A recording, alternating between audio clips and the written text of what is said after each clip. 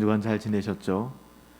오늘은 시편 34편 1절부터 22절까지의 말씀을 가지고 하나님의 선하심을 경험하기라는 제목으로 하나님의 말씀을 함께 상고하고자 합니다. 수많은 성경의 말씀들이 있지만 시편 34편은 제가 특별히 더 마음이 가고 더 마음이 간다는 것이 죄송스럽지만 특별히 사랑하는 시편 말씀입니다. 이 본문을 가지고도 제가 몇 번 여러분들과 말씀을 전했던 기억이 있습니다.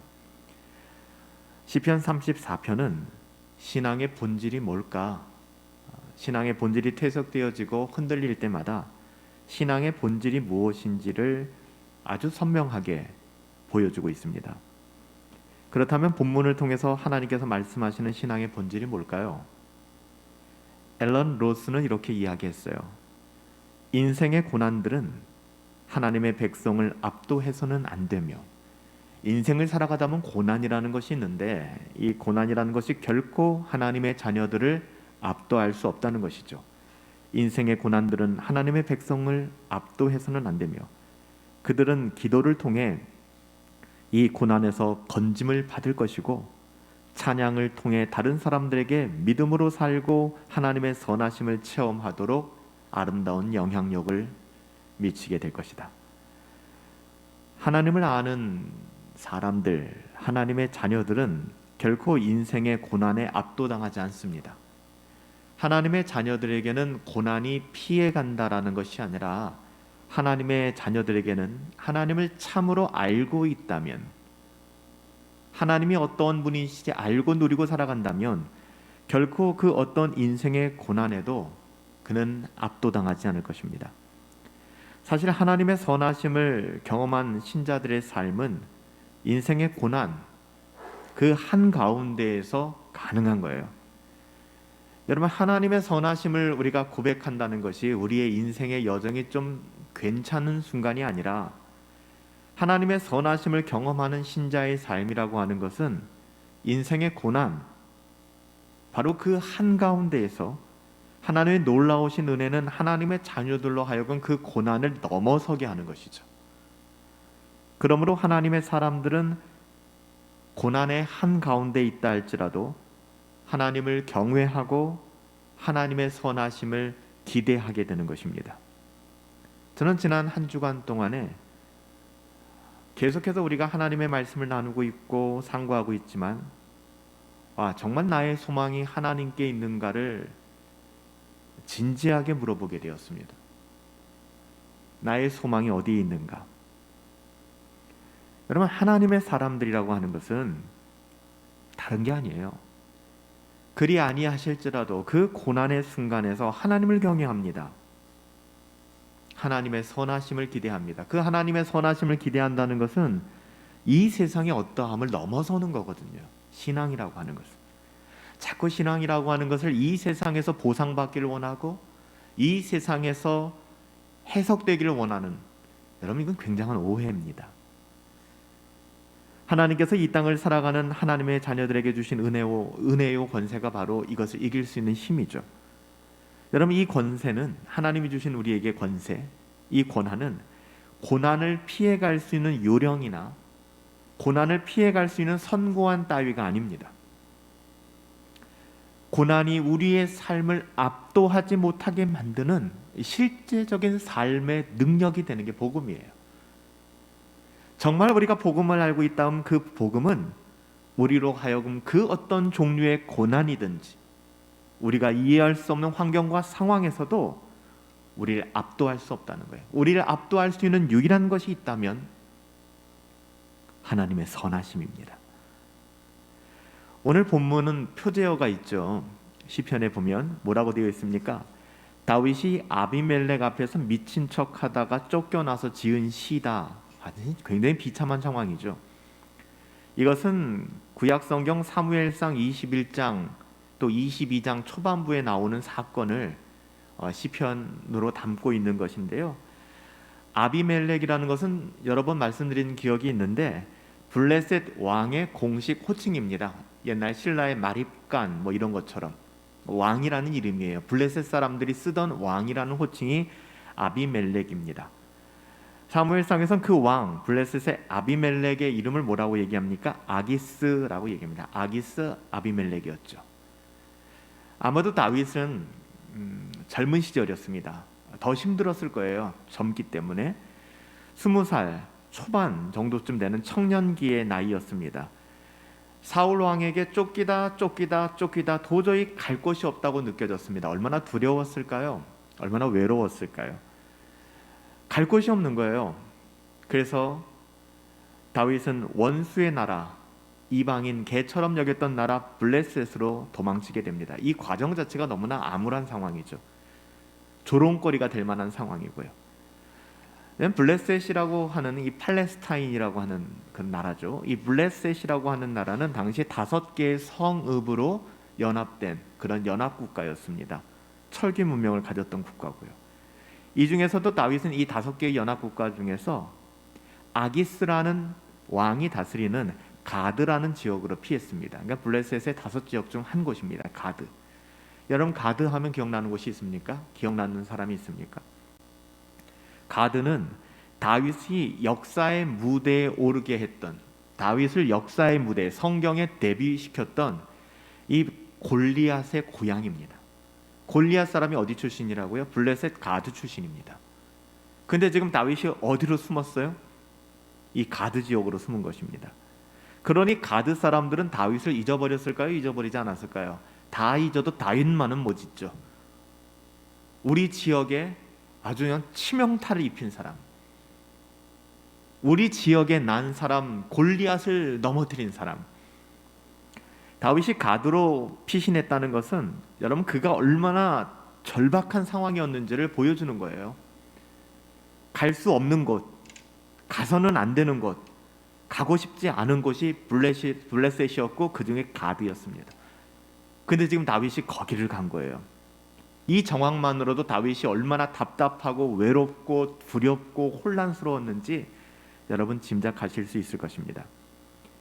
이 사건은 다윗이 우리에게 매우 비참한 경험과 기억을 소환시켜 줍니다. 여러분 다윗이 다윗의 평생에 있어서 좀 지워버리고 싶었던 족적들 중에 하나입니다. 이것은 왜냐하면 다윗이 정말로 하나님을 온전히 신뢰했다면 블레셋 가드 지역으로 가지 않았을 것입니다. 다윗도 알고 있고 다 알고 있어요. 이 순간 다윗이 하나님을 온전히 신뢰하지 못했습니다. 인간적인 꾀를 내었어요. 인간적인 방법을 고안해냈어요. 그래서 블레셋 땅으로 도망가게 되었고 가드 지역까지 숨어들게 된 것이죠. 아니나 다를까 가드 왕 아기스에게 다윗이 피했을 때 그 신하들은 단박에 알아냈습니다. 그가 누구인지. 아무리 자기 신분을 세탁하고 아무리 속인다 할지라도 이 다윗이라는 사람은 가드인들이 모를 수가 없는 사람이었어요. 사무엘상 21장 11절에 가보면 이는 그 땅의 왕 다윗 아니니까 무리가 춤추며 이 사람의 일을 노래하여 이르되 사울이 죽인 자는 천천히요 다윗은 만만이로다 하던 바로 그 사람 아닙니까? 그의 신분이 노출되는 순간입니다. 더 비참해지죠. 다윗은 살아남기 위해 그 목숨이 뭐라고, 그 위대한 신앙인 다윗도 이런 적이 있었어요. 살아남기 위하여 원수들 앞에서 대문짝을 끄적거리며 긁어대며 침을 흘려서 수염에 다 묻혀가면서 실성한 척, 미친 척. 어떻게 이렇게 비참해질 수 있을까요? 다윗 얼마나 우리가 다윗 정말 당신 그러면 안 돼라고 하기 전에 다윗도 알고 있었고 다윗은 그 비참함에 절정을 누리고 있었습니다. 하지만 역설적으로 그가 미친 척함으로 말미암아 그 위기를 모면할 수가 있었죠. 물론 하나님께서 다윗을 그 위험에서 건져주셨지만 다윗에게 이것은 대대에 지울 수 없는 불신앙적인 행동으로 추억되었습니다. 지우고 싶었겠죠. 그가 블레셋 가드 왕 아기스로부터 도망쳐 나와서 머물렀던 곳은 유다의 땅 아둘람 동굴이었습니다. 아둘람. 그때 다윗이 유다로 돌아왔다는 소식을 들은 그의 아버지의 집과 많은 사람들이 정말 자기 몸 하나 간수할 수 없는 상황에 있는 그 다윗을 또 의지하려고 모여들기 시작했습니다. 400명 정도 되었습니다. 굉장히 많은 사람들이죠. 사무엘상 22장 2절에 보면 환난당한 모든 자와 빚진 모든 자와 마음이 원통한 모든 자가 다 그에게 모였고. 정말 너무 힘들지 않습니까? 너무 힘들고 어려울 땐 좀 혼자 있고 싶고, 아니면 좀 긍정적이고 밝은 사람들과 함께 있고 싶고, 좀 나에게 긍정의 에너지를 줄 수 있는 사람들과, 아니 그런 사람들도 별로 만나고 싶지 않을 때가 많잖아요. 다윗은 지금 완전히 바닥까지 내려간 상태란 말이에요.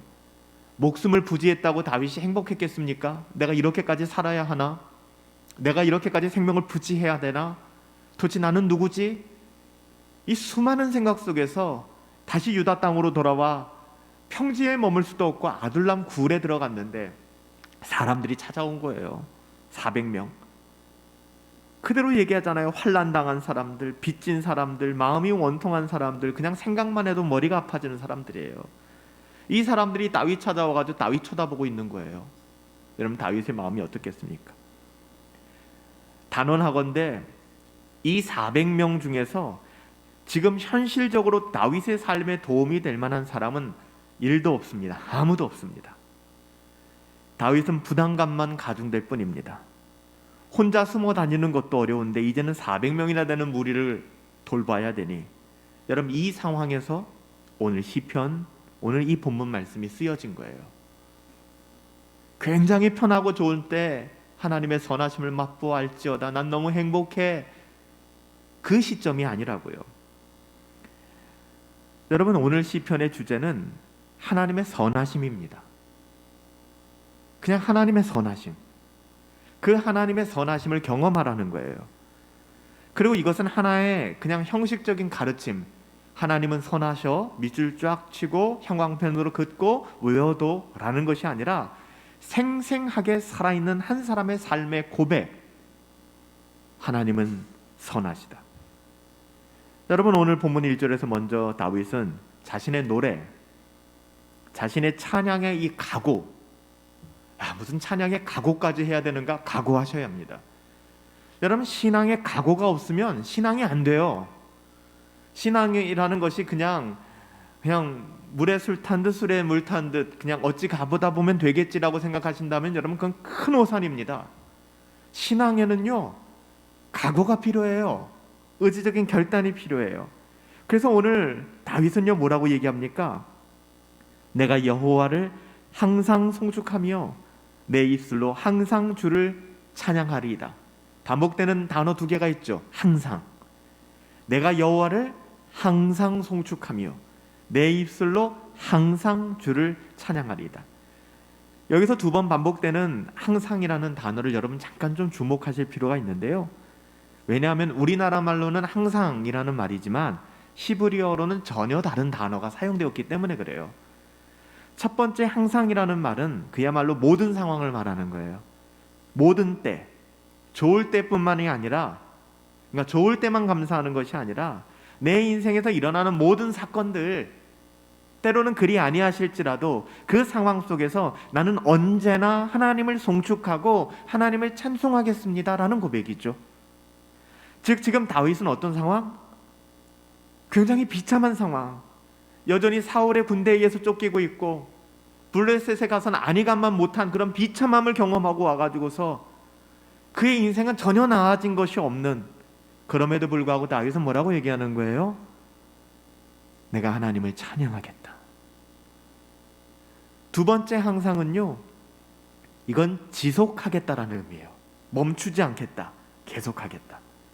하나님을 찬송하는 것이 자기 입술에서 그치지 않겠다. 한 번 찬양하고 거둬들이는 것이 아니라 늘 찬양하겠다고 얘기하는 것입니다. 찬송과 불평, 감사와 원망이 교차되는 것이 아니라 언제나 찬양만 내 입술에서 계속될 것이다 라고 얘기하는 것이죠. 여러분, 성경을 좀 우리랑 분리시켜서 생각하지 마세요. 여러분, 이게 가능한가요? 이렇게 항상 우리가 하나님을 송축하고 내 입술로 항상 주를 찬양한다는 것이, 여러분 솔직히 이게 가능합니까? 그래서 말씀드린 거예요. 어떻게 보면 이건 다윗도 안 됐기 때문에 일종의 의지적인 선언이고 각오의 각오. 이것마저도 안 하면 난 불평을 입에 달고 살 수밖에 없기 때문에, 늘 똑같이 쓰러지고 넘어지고 변명하고 자기 어떠함밖에는 드러낼 것이 없기 때문에 아침마다 일어나서 순간마다 나를 다잡고 각오하는 거예요. 여러분, 신앙은 이러한 과정이 반드시 있어야 합니다. 여러분, 이것에서 자유로울 수 있는 사람은 아무도 없어요. 일종의 의지적인 선언이요 각오입니다. 2절에는 찬양의 본질을 보여주고 있죠. 내 영혼이 여호와를 자랑하리니 곤고한 자들이 이를 듣고 기뻐할 것이다. 여러분, 찬양의 본질이 뭔지 아세요? 우리가 다음 주부터는 찬양을 다시 예배의 순서에 넣어서 함께 하려고 하는데, 여러분, 찬양은 그냥 노래가 아니에요. 찬양의 본질은 하나님을 자랑하는 것입니다. 여러분, 무엇인가를 자랑해 보셨어요? 여러분의 자녀를 자랑하게 되고, 여러분의 가진 어떠함을 자랑하게 되고, 여러분이 좋아하는 뭔가를 자랑하잖아요. 여러분, 찬양이라고 하는 것은요, 프레이즈 한다는 것은요, 월십 한다는 것은요, 하나님을 자랑하는 거예요. 여러분, 자랑하는 거 듣기 좋아요, 나빠요? 별로 듣고 싶지 않아요. 인지상정이잖아요. 자랑은 본래 듣는 사람을 별로 기분 좋게 하지 않습니다. 그러나 하나님을 자랑하고 하나님을 찬양하는 것은 자기 자랑과는 뚜렷하게 구별되는 거예요, 여러분. 가끔 하나님을 찬양하는 것 같은데 보면 하나님을 찬양하는 것이 아니라 자기를 찬양하는 사람들이 있다니까요. 자기가 일이 잘 됐을 때만 하나님 찬양한다고 간증한다고. 듣는 사람이 별로 기분이 좋지 않아요. 여러분, 참된 하나님을 찬양하는 것, 자랑하는 것은 자기의 자랑과 뚜렷이 구별됩니다. 다윗이 찬양을 결심하는 목적은 하반부에 나오죠. 뭐라고 얘기합니까? 곤고한 자들이 이를 듣고 기뻐하기를 바라기 때문에 그래요. 그가 하나님을 자랑하고 있는 이유는 나에게 좋은 것 주셨다, 하나님 나 사랑하신다 라는 것을 자랑하고 있는 것이 아니라, 하나님의 어떠하심을, 자신의 비참한 상황 속에서도 하나님의 어떠하심을 드러냄으로 말미암아 나와 동일한 인생을 살아가고 있는 곤고한 자들이 이 소식을 듣고 기뻐하기를 바라기 때문에 그래요. 곤고한 자들, 비천한 자들, 다윗을 찾아온 400명의 사람들, 환난 당한 모든 자, 빚진 자, 마음이 원통한 자, 제3자만이 아니죠. 오늘 6절 말씀에 보면 자기 자신 또한 곤고한 자다라고 다윗은 그냥 그렇게 고백하고 있어요.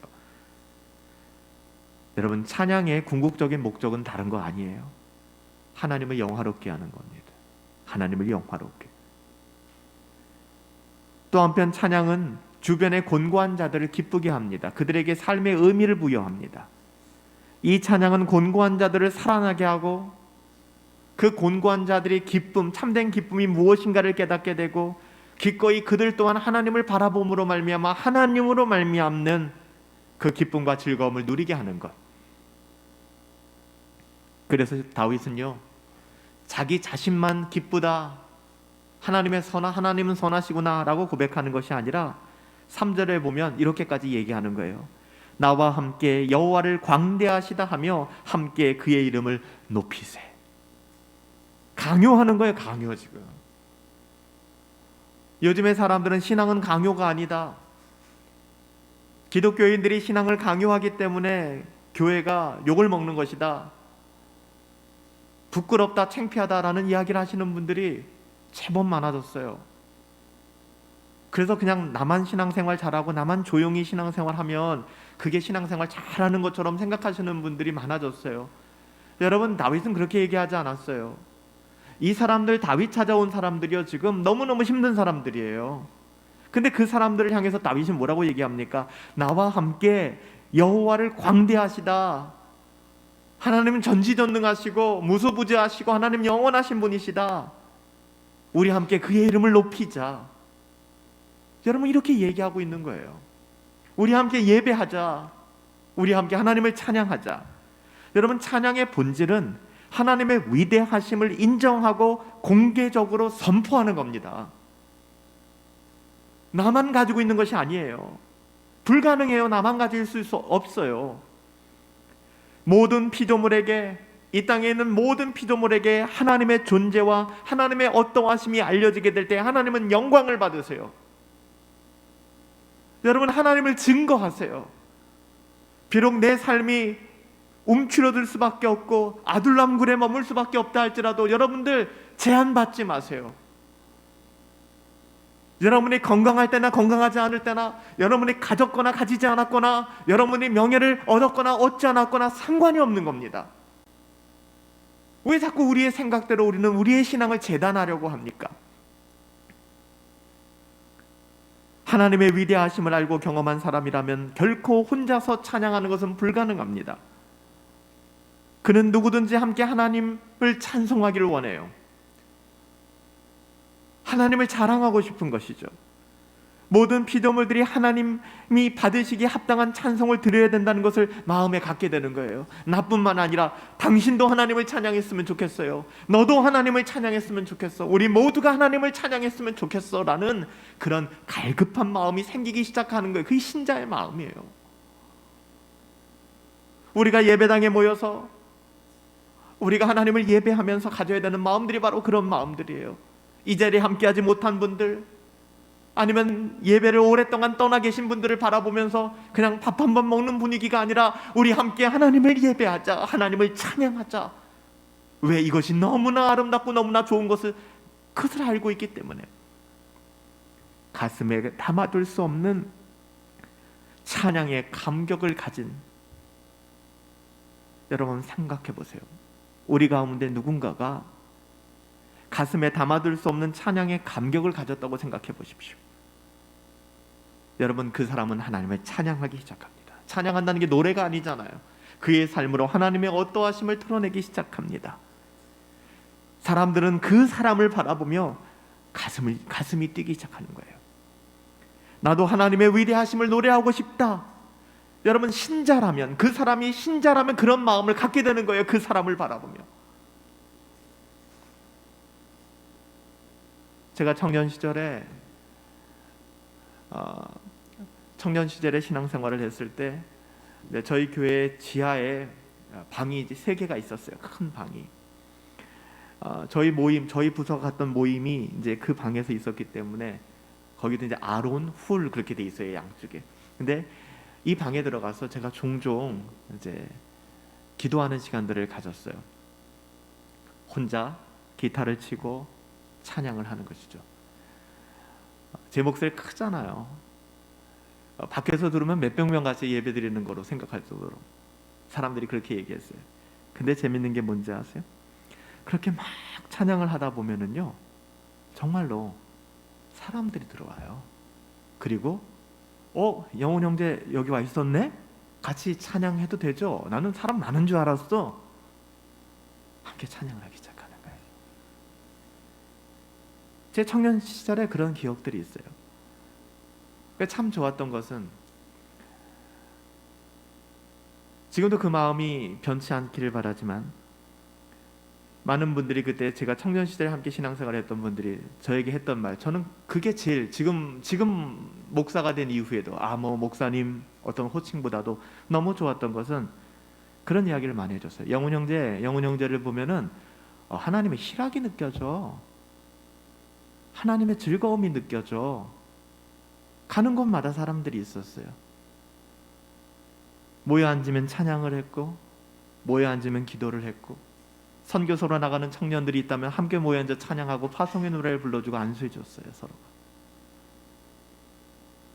교육자가 되기 전 청년 시절에 돌아보면 이게 참된 예배가 아닐까. 나를 만나는 많은 사람들이 다른 것이 아니라 나도 하나님의 위대하심을 노래하고 싶다, 그런 마음을 가질 수만 있다면, 이런 사람들이 하나 둘씩 동참하여 하나님은 광대하시다 라고 노래하기 시작한다면 그 예배가 얼마나 파워풀해질까요?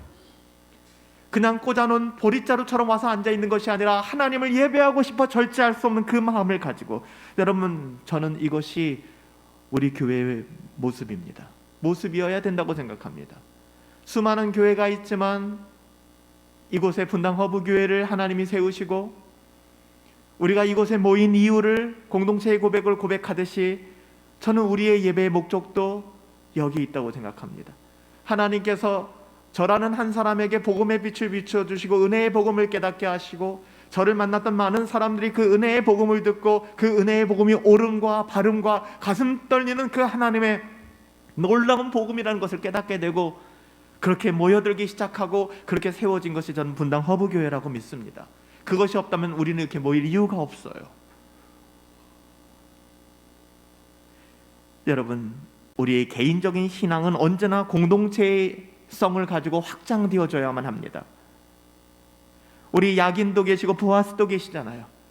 여러분, 한 사람이 가정에서 가정 예배를 시작하고 여러분들이 기도 생활을 시작하고 경건회를 시작함으로 말미암아 그 경건회는 여러분 개인의 경건회로 끝나는 것이 아니라 참을 수 없는 그런 마음을 가지고서 카톡방에서든지 전화로든지 서로 연락을 하고 우리 말씀을 나누자, 함께하자. 정말 하나님의 자녀라면 나도 그 말씀을 나누고 싶다. 나도 하나님의 뜻을 함께 품고 싶다. 여러분, 이것이 진정한 찬양 아닐까요?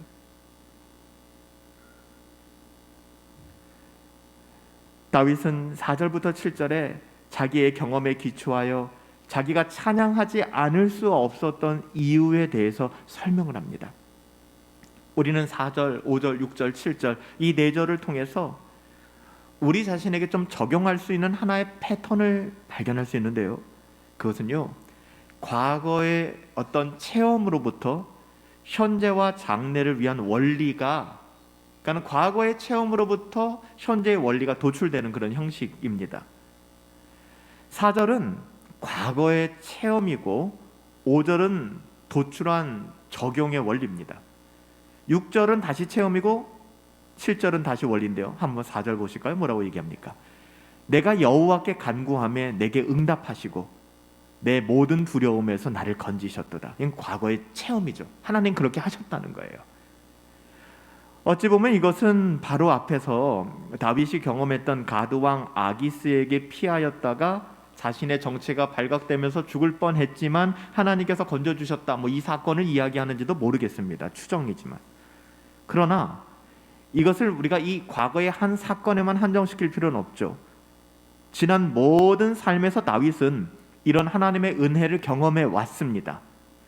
여기서 하나의 원리가 도출되는데요. 그게 5절입니다. 5절 한번 보세요. 뭐라고 고백합니까? 그들이 주를 앙망하고 광채를 내었으니 그들의 얼굴은 부끄럽지 아니하리로다. 그들은 하나님을 찬송하는 곤고한 사람들이에요. 그러니까 곤고하지만 하나님을 찬송하고 있는 사람들. 근데 이 사람들에 대해서 어떤 원리를 지금 만들어내는 겁니까? 그들은 결코 부끄러움을 당하지 않을 것이다. 이거 하나의 원리입니다. 여러분, 신앙은 이 원리를 붙잡는 게 중요해요. 이 원리를 놓치면 나중에 굉장히 혼란스러워요. 아니, 왜 내 인생은 이렇게 되지? 하나님 도대체 나한테 왜 이러시지? 라는 생각을 갖게 되는 이유가 뭔지 아세요? 이 원리가 흔들리기 때문에 그런 거예요. 다윗은 사울에게 쫓기는 현실에서도 하나님이 자기를 부끄럽게 하실 것이라고 생각한 적이 없습니다. 이 원리를 자신의 삶에게 적용할 뿐만 아니라 곤고한 사람들에게도 말하고 싶어 하는 거예요. 지금 다윗은 자기 코가 석자인데도 불구하고 다윗이 지금 인생이 잘 되지 않았잖아요. 여러분, 인생이 잘 되지 않았을 때 우리는 어떻죠? 주눅들잖아요. 내가 무슨 말을 해요? 나도 인생이 이 모양인데. 아니라고요, 여러분들. 원리를 놓쳤기 때문에 그런 인생을 살게 되는 거예요. 6절은 다시 과거의 경험이죠. 이 곤고한 자가 부르짖음에 여호와께서 들으시고 그의 모든 환난에서 구원하셨다. 다윗은 곤고함으로 부르짖는 자신을 모든 환난에서 구원하시는 하나님을 경험했습니다. 그리고 이 경험에서 다시 현재와 장래의 원리를 도출해내죠. 7절입니다. 뭐라고 얘기합니까? 여호와의 천사가 주를 경외하는 자를 둘러진치고 그들을 건지시는도다. 마치 아람 군대가 도단성 엘리사를 포위했을 때 그 주위에서 하나님께서 불말과 불병으로 둘러진쳤다라는 열왕기하 6장의 말씀을 좀 상상할 수 있는 그런 부분. 하나님 그렇게 우리를 지키신다는 거예요, 여러분. 다윗은요, 이런 하나님을 알고 있었습니다. 그리고 그 원리를 자신의 현재 장래의 삶에 그대로 적용하는 거예요. 조금 넘어질 수 있지만 아주 자빠지거나 흔들리지 않는 이유가 여기 있어요. 다윗이 이 원리를 알고 있었기 때문에. 자신의 경험에서 원리를 도출하는 방식으로 다윗은 자기가 하나님을 항상 계속해서 찬양할 이유가 너무나도 분명하다라는 것을 보여줍니다. 이것은 자신에게만 국한된 것이 아니라 모든 사람에게, 그래서 400명 아둘람굴에 모인 사람들에게도 가감없이 은혜의 복음을 이야기하는 것이죠. 여러분, 우리는 어때요? 우리는 지난 세월 하나님, 어떤 하나님을 경험하시며 사셨습니까? 여러분들의 하나님은 어떤 하나님이세요? 우리들의 하나님은 어떤 하나님이십니까? 거기서 장래와 현재에 대한 성경적 원리를 도출하실 수 있으십니까? 여러분들이 아시는 하나님은 어떤 하나님이세요? 그 하나님으로부터 현재와 장래를 위한 성경적 원리가 도출되어집니까? 우리가 한번 자문해 보셔야 돼요. 여기까지가 다윗의 노래입니다. 다윗의 노래. 말하자면 그는 1절부터 3절까지 나는 노래하리라 라고 이야기하고 4절부터 7절까지 그 노래할 이유를 설명한 셈이죠. 만일 우리가 진정으로 가슴에서부터 터져나오는 찬송을 하나님께 드리게 된다면 다른 사람들을 이 경험과 노래로 초대하지 않을 수 없을 것입니다. 초대하고 싶은 것이죠. 우리 함께 하나님을 예배합시다. 거짓된 세상의 어떠함을 따라가지 마시고 거짓 복음을 따라 살아가지 마시고 정말 우리의 가슴을 뒤흔들었던 은혜의 복음, 우리끼리 할 수 있는 이야기이겠지만 우리 교회 아니고서는, 우리가 아니고서는 안 되는 이 오래된 복음, 이 복음의 가치, 그것이 지금도 우리의 가슴을 뛰게 하고 있는가?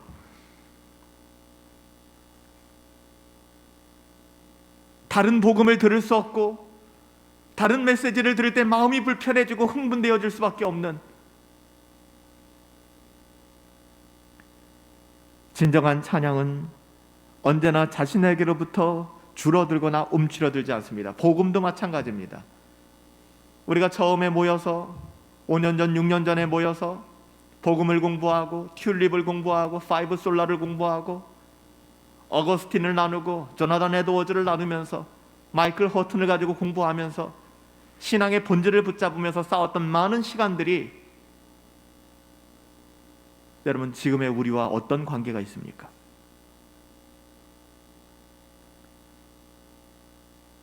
여러분, 신앙은 흘러나가는 성격을 가지고 있어요. 반드시 우리 안에 제한당하지 않습니다. 이것은 찬양과 예배의 본질에 속하는 성질이에요. 이어 다윗은 8절 이하의 설교 또는 이제 권면의 자세로 말씀을 증언합니다. 어떻게 보면 설교와 찬양과 간증에 이어서 이제는 설교를 시작하는 것이죠. 이것은 그의 노래를 듣던, 찬양을 듣던 곤고한 자들을 향한 이제는 권면입니다. 8절부터 어떻게 보면 지혜 문학의 교훈적 성격이 확연하게 드러나는데요. 8절에 이렇게 이야기합니다. 너희는 여호와의 선하심을 맛보아 알지어다.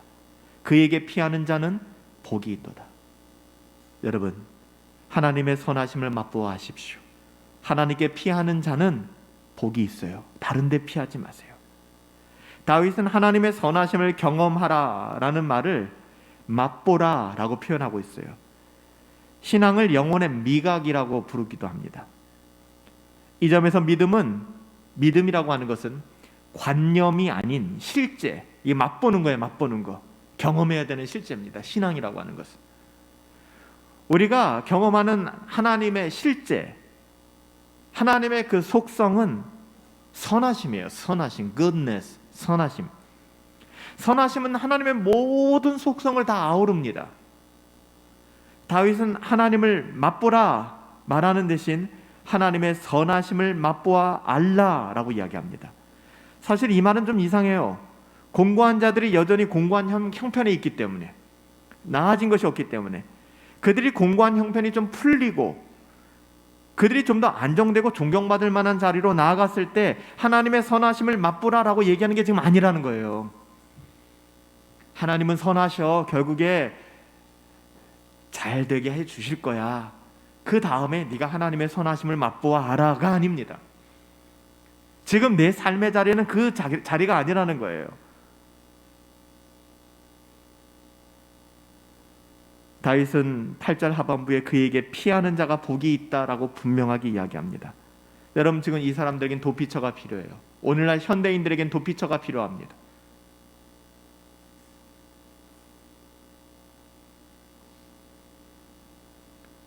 요즘에 언론이나 이런 데에서 굉장히 많이 조명을 받는 분들이 심리를 상담해 주거나 심리를 치료해 주시는 분들이에요.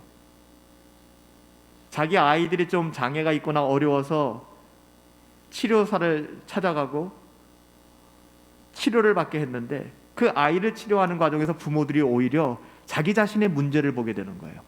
요즘에 내가 이렇게 자라고 내가 이런 성향으로 커왔던 이유가 바로 이런 문제였구나를 깨닫게 되는 거예요. 그런 기사들을 요즘 참 많이 보게 돼요.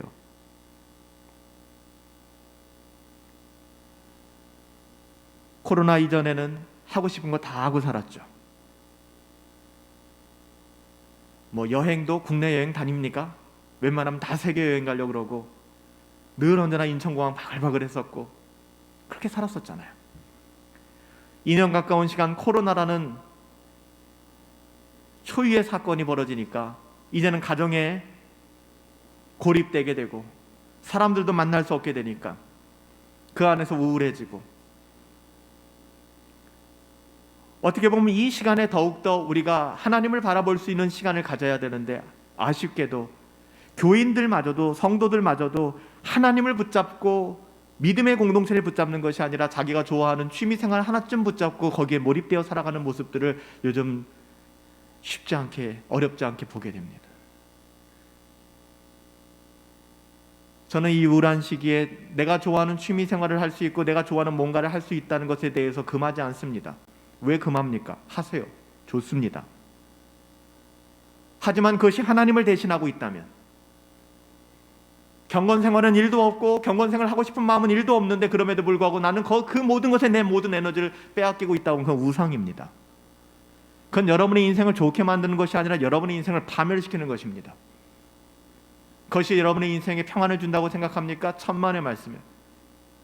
여러분이 하나님의 자녀라면 결국 그것은 여러분의 발목을 잡게 될 것입니다. 다윗은 이야기합니다. 아둘람굴에 모여든 400명의 사람들에게 다른 대안을 제시하지 않습니다. 여호와께 피하는 자가 복이 있도다.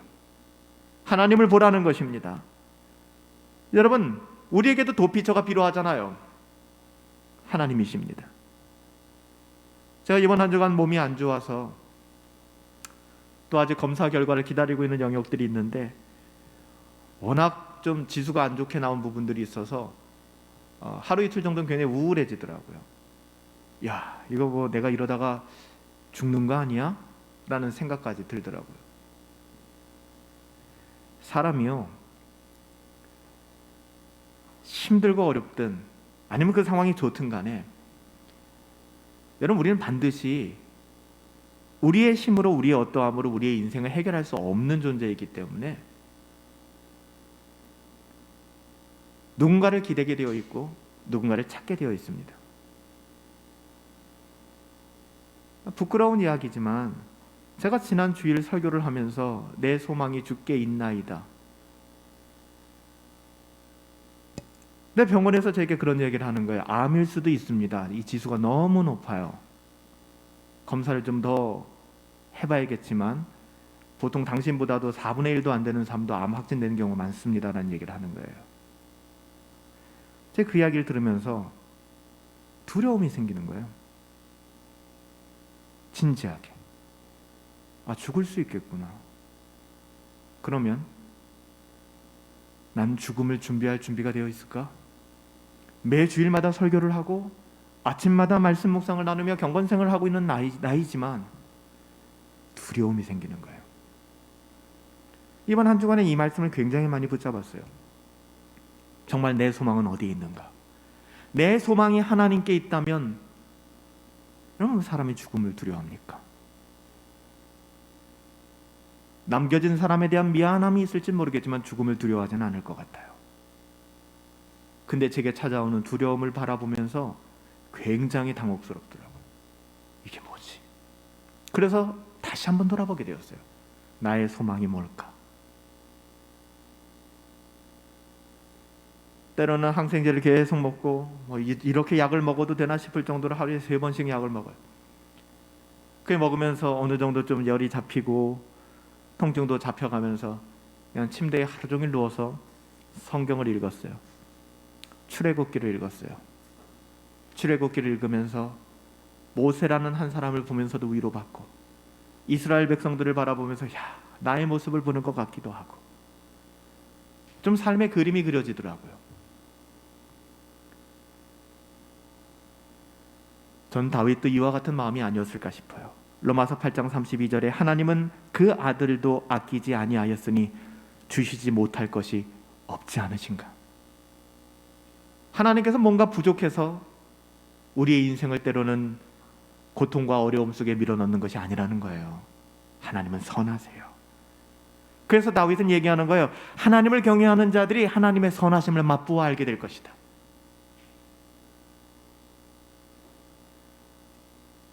자녀들아, 너희 자녀들아, 이것을 깨달아 알아라. 여러분, 다윗은 이것이 바로 인생의 본질이고 핵심이라고 이야기를 합니다. 12절에 뭐라고 얘기합니까? 생명을 사모하고 연수를 사랑하여 복받기를 원하는 사람이 누구냐? 공동 번역에는 이렇게 번역해요. 즐거운 날을 보내고 싶니? 좋은 일을 보며 오래오래 살고 싶니? 그렇다면 하나님을 경외하는 법을 배우라 라고 얘기하는 거예요. 여러분, 이게 정답이더라고요. 여러분, 우리는 어느 한순간 육신의 죽음을 맞이하게 될 겁니다. 이건 누구도 피해갈 수 없는 사실이에요. 30대에 떠나면 억울하고 80대에 떠나면 덜 억울할 것 같아요? 30대에 암이 걸려도 억울하고 80대에 암이 걸려도 억울합니다. 똑같은 문제예요. 인간은 반드시 인생을 정리할 때가 오죠. 그렇지만 이 세상을 살아가면서 생명을 사모하고 연수를 사랑하여 복받기를 원하는 사람 모두 다죠. 근데 뭐라고 얘기합니까? 그렇게 즐거운 날을 보내고 싶니? 좋은 일을 보며 그렇게 살아가고 싶냐? 하나님을 경외하는 법을 배우라. 하나님을 경외할 때 우리의 삶을 하나님이 얼만큼 주시든 얼만큼 살든 상관없이 그 삶 속에서 우리는 참된 즐거움을 누리게 되는 거예요. 행복함을 누리게 되는 거예요. 여러분, 하나님을 경외하는 것이 인생을 잘 사는 근본 전제 조건입니다. 믿는 여러분은 그렇게 살아가고 계십니까? 하나님의 선하심을 맛보아 아는 것이 이 세상에서 우리가 맛보고 누리고 사는 모든 행복을 능가하고 초월하는 실제라는 사실을 여러분 진짜 알고 계세요? 그렇다면은요, 이 세상에 썩어질 어떠함에 우리는 연연하지 않아요. 정말로. 그래서 다윗은 용기 내서 얘기해요. 13, 14절에 하나님을 경외하는 것이 뭔지를 가르치는 거죠. 내 혀에서 악을 금해라. 여러분, 말 함부로 하지 마세요. 불평불만, 하나님의 영광을 가리는 말, 나의 어떠함을 증명하는 말 하지 마세요. 내 혀에서 악을 금하며 내 입술에서 특별히 거짓말을 금하죠. 거짓말에서 자유로울 사람 누가 있겠습니까? 그렇지만 금하라는 거예요. 악을 버리라. 선을 행하며 화평을 찾아 따를지어다.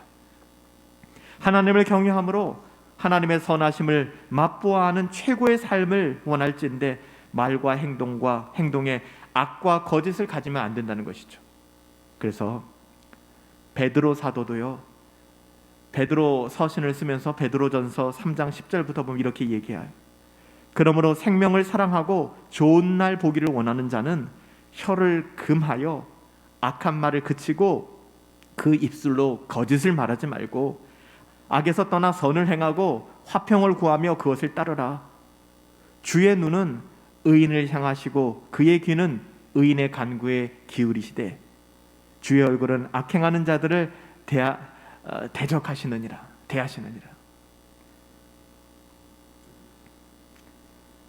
오늘 본문 12절과 16절 말씀을 베드로 사도가 인용한 것이죠. 사도 베드로는 선을 위하여 고난을 받는 성도의 삶을 말하려고 할 때 이 시편을 인용했다는 사실입니다. 죄악이 가득한 세상에서 경건한 삶을 살 수 있는 유일한 길은 모든 것을 보고 아시며 선악간에 판단하시고 보상과 벌을 주시는 하나님을 경외하는 것입니다. 하나님 경외함, 이것이 다윗이 가르치기를 원했던 것이고 베드로 사도가 강조했던 거예요. 이런 말씀을 정리합니다. 다윗의 질문을 여러분 들으시기 바랍니다. 생명을 사모하고 연수를 사랑하며 복받기를 원하는 사람이 누구냐? 여러분, 정말 하나님 만나는 그날까지, 주님 다시 오시는 그날까지 이 땅을 살아가며 즐거운 날을 보내 좋은 일을 오래 보며 그렇게 살고 싶습니까? 그 길은 고난을 벗어나는 것이 아니라 고난의 한가운데에서 하나님의 선하심을 맛보아 하는 것입니다. 정말로 그래요. 이런 사람을 통해서 하나님은 함께 찬송할 사람들을 모으시고 일으키시는 거예요. 예배자입니다. 그게 예배자예요. 예배라고 하는 것은 좀 올 수 없겠니? 와서 앉아라. 좀 제발 좀 함께하자. 그게 예배가 아니에요. 물론 그런 일들을 멈출 수는 없죠. 안타까움이 있으니까. 그럼 그렇게 와서 뭐 해요? 고자는 보리자루처럼 앉아있다가 졸다가 자기 생각하다가 그리 갈 터인데, 고난 중에서 하나님의 선하심을 맛보아하는 사람들을 통해 하나님께서는 하나님의 영광을 드러내십니다. 제 삶을 통해, 여러분들의 삶을 통해. 여러분의 삶의 자리는 어디 있어요?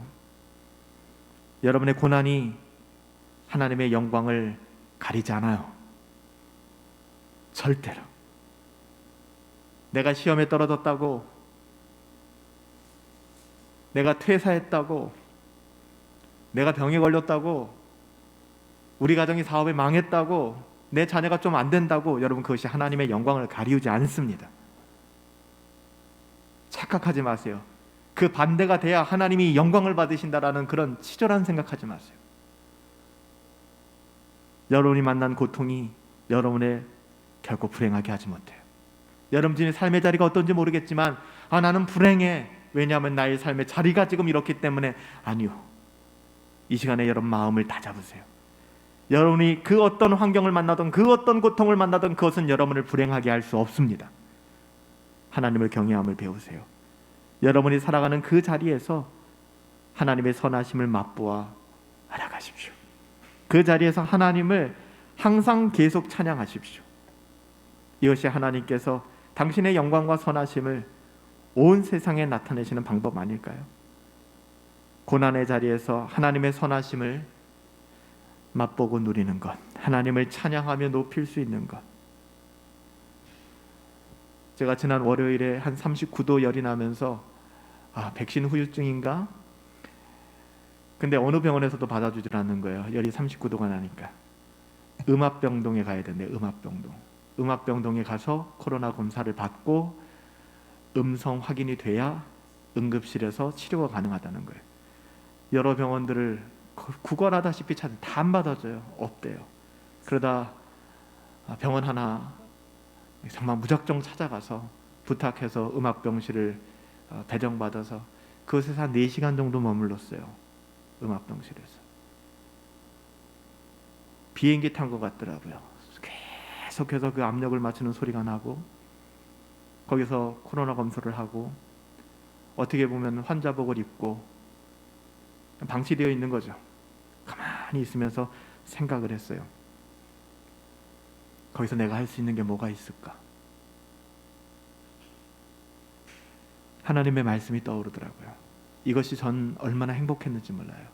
그렇구나. 하나님이 내게 은혜를 주시는구나. 열이 39도가 넘게 나고 정말 어떻게 보면은 인간으로서 가장 비참한 자리에 격리되어 있는 그 순간에 말씀이 떠오르다니. 사랑하는 여러분들, 저는 여러분의 삶의 자리가 저와 비슷한 자리도 많으실 거라고 생각합니다. 그 자리에서 하나님의 말씀이 여러분들을 붙잡고 하나님의 말씀으로 하나님의 선하심을 깊이 경험하시고 여러분의 삶의 자리를 하나님의 말씀으로 해석해 갈 수 있는, 그래서 여러분의 삶의 자리 때문에 신앙이 무너지는 것이 아니라 신앙으로 말미암아 여러분의 삶이 보수되어지고 회복되어질 수 있는 그런 하나님의 선하심을 여러분의 삶의 자리에서 누려가실 수 있게 되기를 예수님의 이름으로 축복합니다. 우리 같이 한번 기도하는 시간 잠시 가집시다. 우리 가운데 주신 하나님의 말씀을 우리가 조금만 생각하면서 기도했으면 좋겠어요. 하나님의 선하심을 여러분 진짜 경험하고 있어요? 하나님께 영광이 되는 삶이라는 게 여러분들은 뭐라고 생각하셨어요? 그냥 인생이 좀 잘 되고 사람들한테 자랑할 수 있는 정도가 되면은 사람들도 만나고 열심히 자랑하고, 좀 내 자식이 속썩이고 좀 뭔가 내 인생이 잘 안 되는 것 같고 내가 뭔가 내세울 데 없을 때 같을 때는 그냥 아둘랑 굴 속에 들어가서 그냥 고립되어져 있고, 이거 아니라고요. 여러분, 그 무엇이 우리를 불행하게 만들 수 있단 말입니까? 여러분 정말 그런 것이 있다고 생각해요? 우리가 불행할 수 있는 유일한 것이 있다면 내가 하나님으로부터 떠났구나, 내가 하나님으로부터 끊어졌구나라는 그 불안감일 거예요. 그거 이외에는 우리를 불행하게 만들 수 있는 건 아무것도 없습니다. 하나님은 선하시잖아요. 우리 분당 허브교회 가운데 여러분의 삶 가운데 하나님은 선하십니다. 그 하나님의 선하심을 이론과 지식이 아닌 정말 여러분의 가슴으로 읽어내실 수 있었으면 좋겠어요. 우리 이 시간에는 잠시 우리의 삶을 돌아보시며 하나님의 말씀의 원리를 도출해내시며 하나님의 선하심을 주목하시며 우리 그렇게 한번 내 자신과 또 공동체 위해서 잠시만 기도합시다. 기도하겠습니다. 살아계신 아버지 하나님 감사합니다.